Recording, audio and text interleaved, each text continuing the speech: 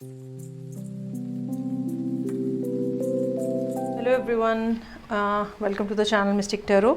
उम्मीद है आप सब लोग बखैर आफियत होंगे। स्टार्ट करने जा रही हूँ मैं मिड मंथ की रीडिंग्स और देखेंगे हम कि मिड मई में क्या सूरत हाल रहेगी।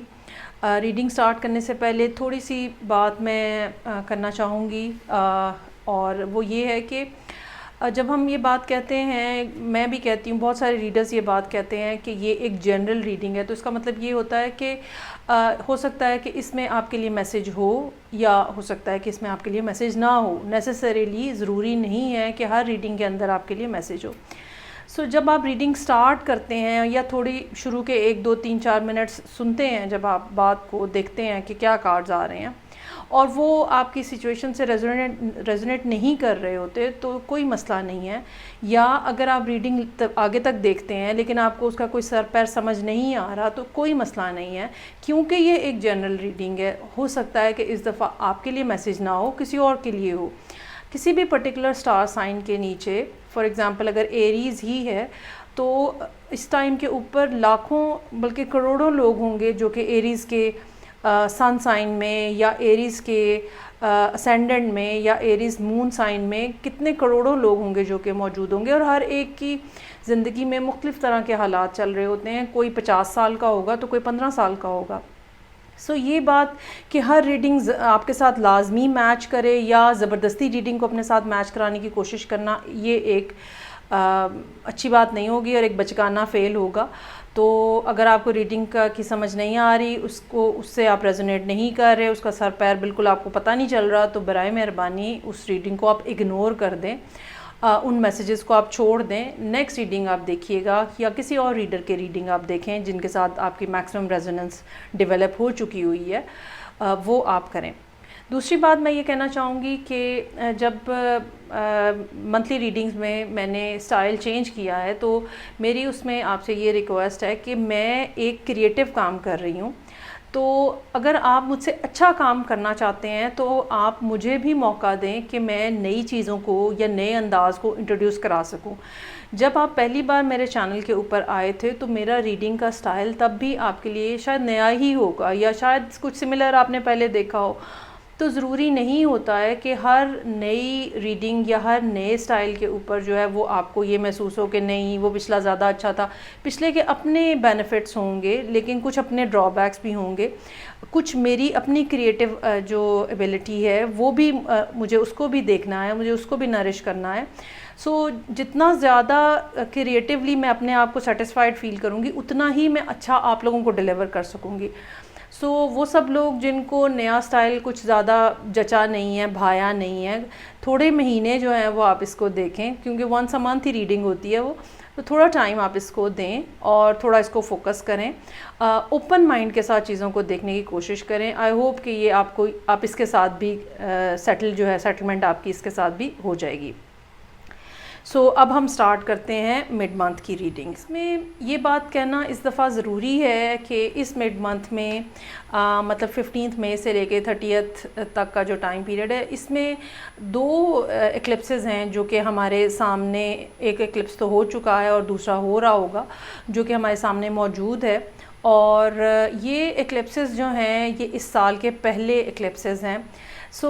वो सब लोग जो कि इन डिग्रीज़ के अंदर आते हैं जिनमें ये एक्लिप्स लग रहा है, जैसे जो लूनर एक्लिप्स है जो 15-14 के आसपास लग रहा है, डिपेंड करता है कि आप दुनिया के कौन से हिस्से में हैं, ठीक है। वो उन लोगों को सबसे ज़्यादा इफ़ेक्ट करेगा जो कि बिल्कुल आखिर वाली डिग्रीज़ के अंदर हैं, जिनका बर्थ चार्ट या बिल्कुल इब्तदाई डिग्रीज़ है, यानी 28, 29 और उसके बाद फिर 1 डिग्री, 2 डिग्री, 3 डिग्री। ये वो सब लोग होंगे जो कि डिस्टर्ब होंगे या जिनको इफ़ेक्ट फील होगा, या आपका कोई प्लैनेट जो है स्ट्रॉन्गर प्लैनेट वो इन पोजीशंस के ऊपर, इन डिग्रीज़ के ऊपर हो, तो भी आपको डिस्टर्बेंस फील होगी। जो सोलर एक्लिप्स था वो कोई तकरीबन 13 डिग्री से लेके 16, 17, 18 डिग्री की रेंज थी उसकी। अगर आपके बर्थ चार्ट की डिग्रीज़ ये हैं तो आपको उस डिपेंडिंग अपॉन कि आपका कौन से हाउस के अंदर वो लग रहा है, उसमें आपको इफ़ेक्ट फील हुआ होगा, या अगर आपका कोई प्लैनेट जो है वो इन डिग्रीज़ के अंदर मौजूद है तो भी आपको इसका इफ़ेक्ट फील हुआ होगा। ये तो होगी एक एस्ट्रोलॉजी की बात। रिगार्डलेस ऑफ दैट अब हम स्टार्ट करते हैं टैरो रीडिंग। स्टार्ट करते हैं अब स्कॉर्पियो के लिए, और बिल्कुल पिछले अंदाज की ये रीडिंग होगी जिसमें करियर और रिलेशनशिप में हम करंट एनर्जीज़ के साथ देखेंगे रीसेंट पास्ट और कमिंग फ्यूचर।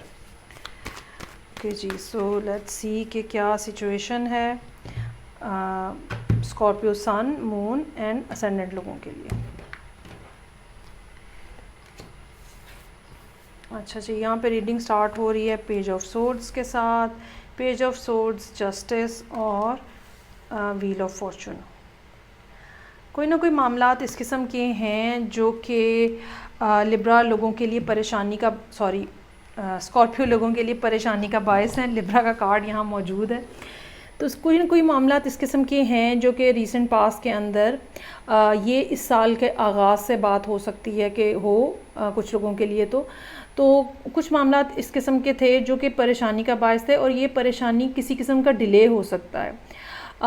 कोई लीगल डॉक्यूमेंट्स हो सकते हैं, किसी ने इमिग्रेशन के लिए अप्लाई किया हुआ है, डॉक्यूमेंट्स के साथ कोई मसला है, रिप्लाई नहीं आ रहा है, और कुछ ना कुछ ऑनलाइन कम्युनिकेशन जो है वो डिलेड हो सकती है जिसकी वजह से आप परेशानी का शिकार रहे हैं पिछले कुछ अरसे में। और ये अरसा जो है ये अप्रैल के 3-4 वीक तक रहा होगा। अब साथ दूसरी बात जो इम्पॉर्टेंट नज़र आ रही है वो लीगैलिटी है। कोई भी मामला जो कि कानून के हवाले से है वो यहाँ पे इम्पॉर्टेंट हो सकता है। डॉक्यूमेंटेशन के साथ साथ कोई जो मुकदमेबाजी का मामला होता है, शादी है तो डिवोर्स का मामला हो सकता है, ठीक है। कोई ना कोई मामला इस किस्म के हैं जो कि पिछले 6-8 महीनों में काफ़ी ज़्यादा इम्पॉर्टेंट रहे हैं और आप उसकी वजह से बहुत ज़्यादा परेशान हैं। ये परेशानी इस दर्जे में आपने देखी होगी कि जिसमें इंसान जो है वो सो नहीं पाता है, या वो उसको पैल्पिटेशन होना शुरू हो जाती है, एंग्जाइटी रहना शुरू हो जाती है। ये इतनी सीरियस मामलात हैं जो कि यहाँ पे रहे हैं। अब जबकि 15 मई से ऑनवर्ड टाइम है, तो यहाँ पे मौजूद है मेरे पास king of wands, ace of cups और 8 ऑफ कप्स। अच्छा, कोई इस किस्म का पर्सन जो कि फायर साइन हो वो यहाँ पे इम्पॉर्टेंट नज़र आ रहा है। एरीज़ और लियो ख़ास तौर पे हो सकते हैं, और ये इस ड्यूरेशन के अंदर, ठीक है, मौजूद हैं, और इनके साथ आपकी कम्युनिकेशन है या ये आपके सामने हैं। आपके लिए एक इंटरेस्ट का बायस जो है वो ये भी पर्सन हो सकता है। और दूसरी बात जो नज़र आ रही है वो ये कि आप इनको अप्रोच कर रहे हैं with the cup of love, और कोई ना कोई रिलेशनशिप किसी नौइयत का जिसमें इमोशंस हैं, फीलिंग्स हैं, एक इंटरनल इंटरेस्ट होता है, एक इंक्लिनेशन होती है टू द पर्सन, वो यहाँ पे नज़र आ रही है जो कि स्कॉर्पियो की तरफ से है इस पर्सन के लिए। लेकिन मुझे ये लगता है कि इस पर्सन का बिहेवियर शायद इतना ज़्यादा अप्रिशिएटिंग नहीं हो या इतना पॉजिटिव ना हो, और एंड ऑफ द मंथ तक जाते जाते आप ख़ुद ही अपनी जो ऑफ़र है उसको से बैक ऑफ करते हुए नज़र आ रहे हैं, इस सिचुएशन को छोड़ते हुए नज़र आ रहे हैं। ये सिचुएशन जो है जिसमें आपकी तरफ से लव इनिशिएशन है, चाहे आप मेल हैं चाहे फीमेल हैं, इसका एंड जो है या कम से कम इस पॉइंट, इस ड्यूरेशन के अंदर ये सूरत हाल जो है काफ़ी ज़्यादा डिसअपॉइंटमेंट लिए हुए है, काफ़ी ज़्यादा यहाँ इस दर्जे में डिसअपॉइंटमेंट है कि हो सकता है कि आप ये बात डिसाइड करें कि ये ताल्लुक़ कभी नहीं बन सकता।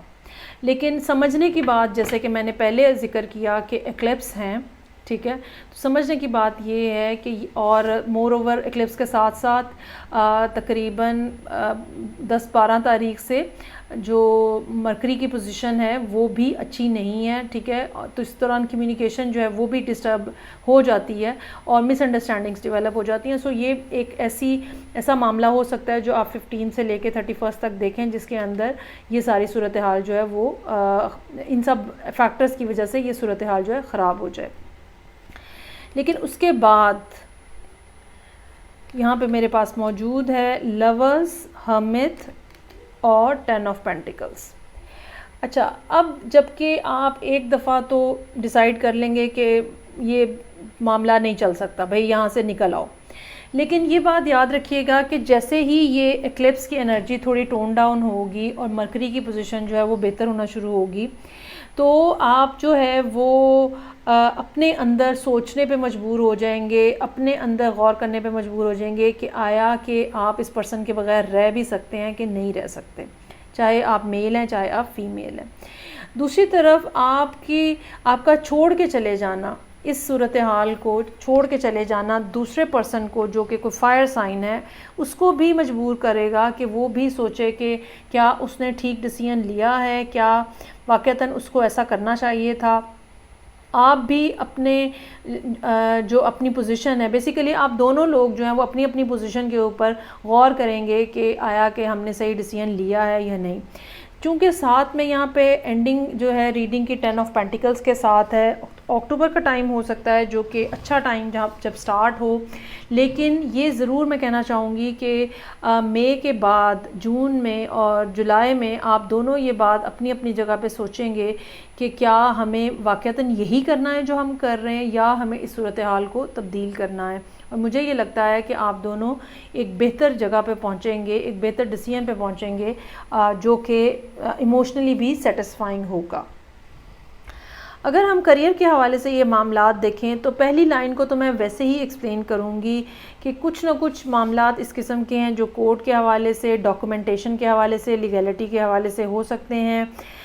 बिल्कुल ये मुमकिन है कि आपने कहीं, इवन ये भी मुमकिन है कि आपने कहीं जॉब के लिए अप्लाई किया हुआ है, मुल्क से बाहर किसी जगह अप्लाई किया हुआ है, या कहीं पर भी डॉक्यूमेंटेशंस जो कि ऑनलाइन आपने सबमिट कराई है उसमें कुछ ना कुछ डिले है जो कि जुपिटर की पोजीशन चेंज होने की वजह से उस सूरत हाल के अंदर तब्दीली आएगी और बेहतर हो जाएगी।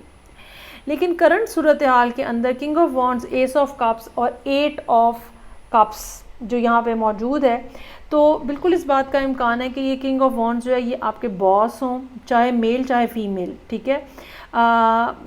ये एक ऐसी एनर्जी है जो कि बड़ी गेट गोइंग किस्म की एनर्जी है। अब तेज़ी से उठ के डिसाइड किया, पहले तो फटाफट डिसाइड किया और फिर तेज़ी से उठ के काम किया।